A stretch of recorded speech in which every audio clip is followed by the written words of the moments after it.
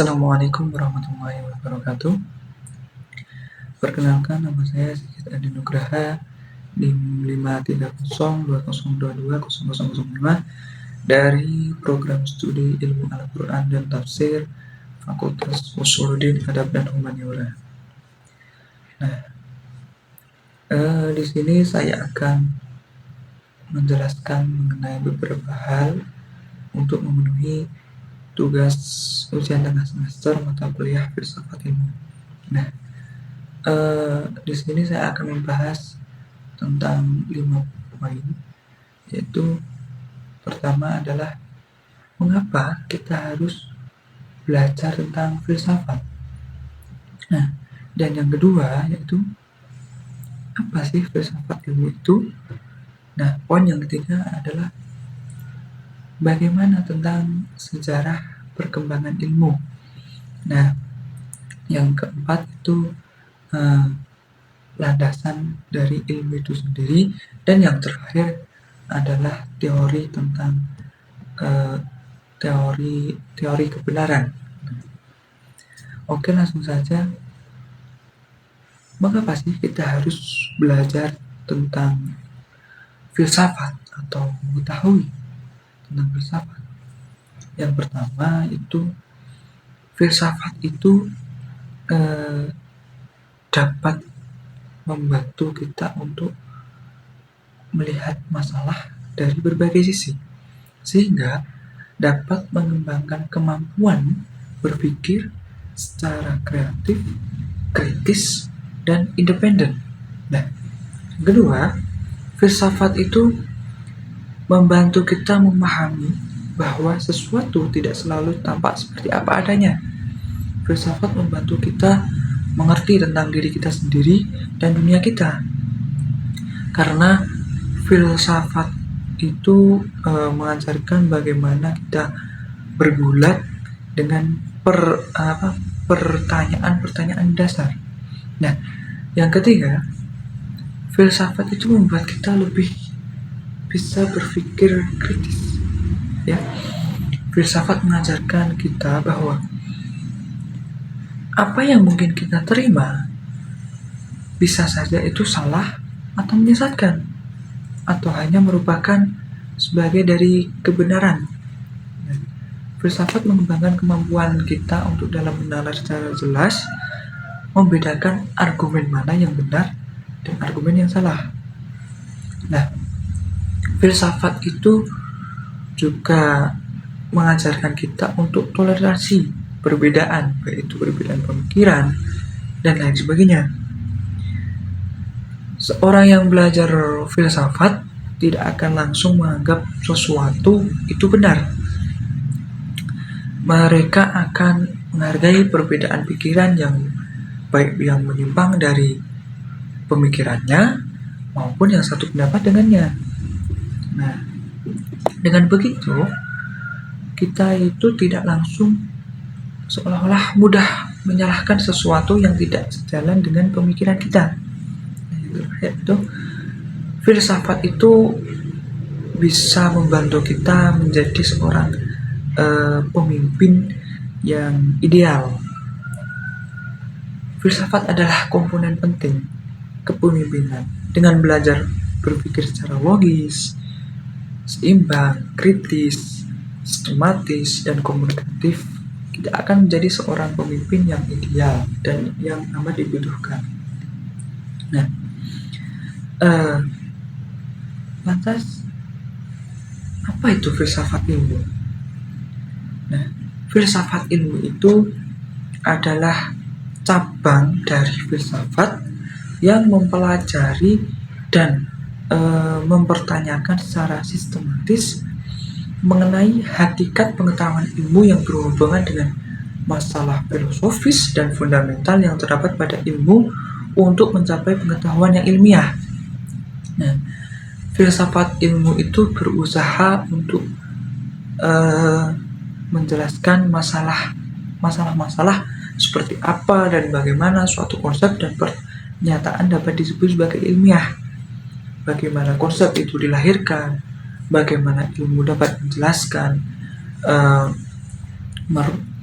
memperkirakan serta memanfaatkan alam melalui teknologi, cara menentukan validitas dari sebuah informasi, formulasi, dan penggunaan metode ilmiah.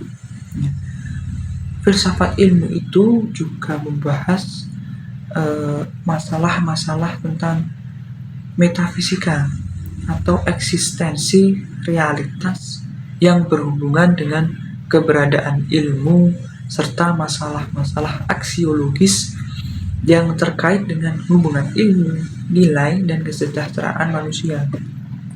Nah, untuk sejarah perkembangan ilmu ada beberapa pendapat. Menurut yang saya baca baik dari buku atau jurnal, sejarah perkembangan ilmu itu ada dibagi menjadi beberapa periode. Pertama yaitu periode Yunani kuno.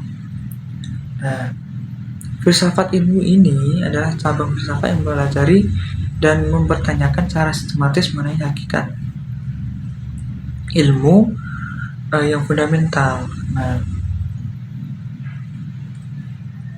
periode Yunani kuno ini sebagai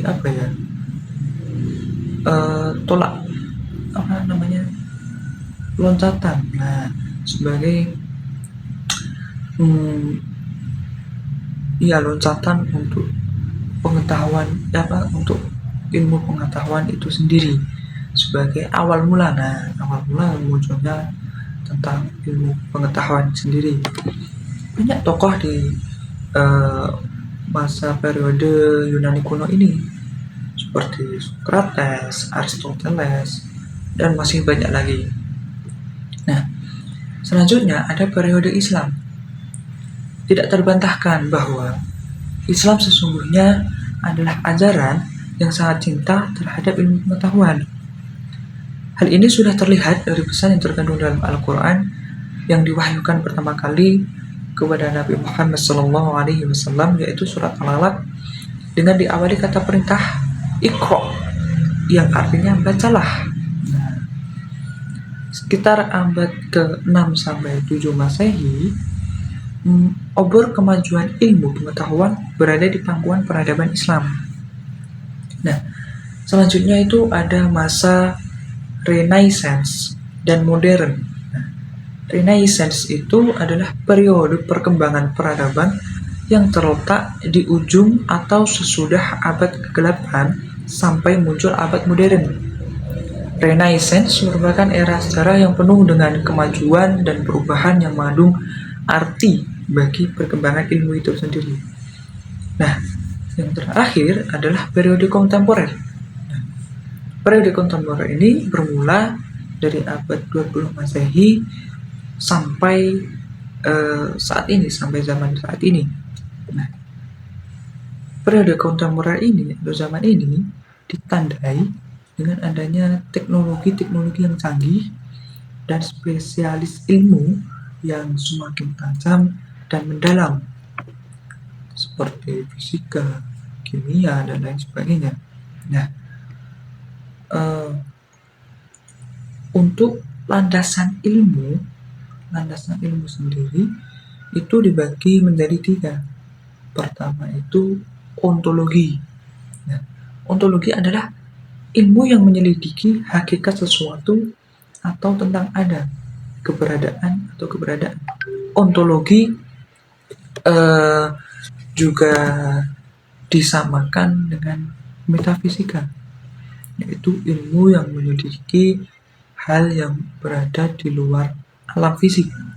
Nah, yang kedua yaitu epistemologi. Nah, epistemologi cabang filsafat yang menyampaikan dengan hakikat dan lingkup pengetahuan, pengandaian dan dasar-dasarnya, serta pertanggungjawaban atas pernyataan mengenai pengetahuan yang dimiliki.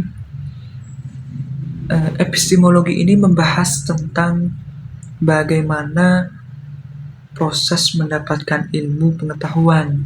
Nah, yang ketiga itu ada aksiologi. Nah, cabang filsafat, ilmu yang merenungkan bagaimana manusia itu menggunakan ilmunya. Pembahasan aksiologi ini mencakup masalah nilai kegunaan ilmu. Aksiologi adalah ilmu pengetahuan yang memiliki hakikat nilai yang ditinjau dari sudut kefilsafatannya. Nah, pembahasan yang terakhir yaitu tentang teori-teori kebenaran. Teori kebenaran sendiri itu ada 4, yaitu pertama, teori korespondensi. Nah, teori ini menyatakan bahwa suatu pernyataan atau proposisi dianggap benar jika berkorespondensi dengan fakta atau pernyataan yang ada di alam atau objek atau objek yang dituju pernyataan tersebut. Yang kedua, itu ada teori koherensi. Teori ini berpendapat bahwa suatu pernyataan atau proposisi dianggap benar jika sesuai dengan jaringan komprehensif dari pernyataan-pernyataan yang berhubungan secara logistik. Menurut teori ini, kebenaran tidak terbentuk atas hubungan antara pernyataan dengan fakta dan kenyataan, tetapi atas hubungan antara pernyataan-pernyataan itu sendiri. Yang ketiga, teori pragmatis. Teori ini berpendapat bahwa suatu pernyataan atau proposisi dianggap benar jika berguna atau bermanfaat dalam kehidupan. Nah, yang terakhir, yang keempat, ada teori performatif. Teori ini berpendapat bahwa suatu pernyataan atau proposisi dianggap benar jika dapat mempengaruhi tindakan atau perilaku seseorang. Nah, itu tadi sedikit tentang apa yang bisa saya bahas tentang filsafat ilmu, kenapa kita harus belajar tentang filsafat, teori-teori kebenaran, dan secara tentang perkembangan ilmu. Nah, itulah sedikit yang bisa saya sampaikan tentang materi yang saya bahas hari ini. Semoga bermanfaat. Sekian dari saya, dan jangan lupa like dan subscribe. Terima kasih. Assalamualaikum warahmatullahi wabarakatuh.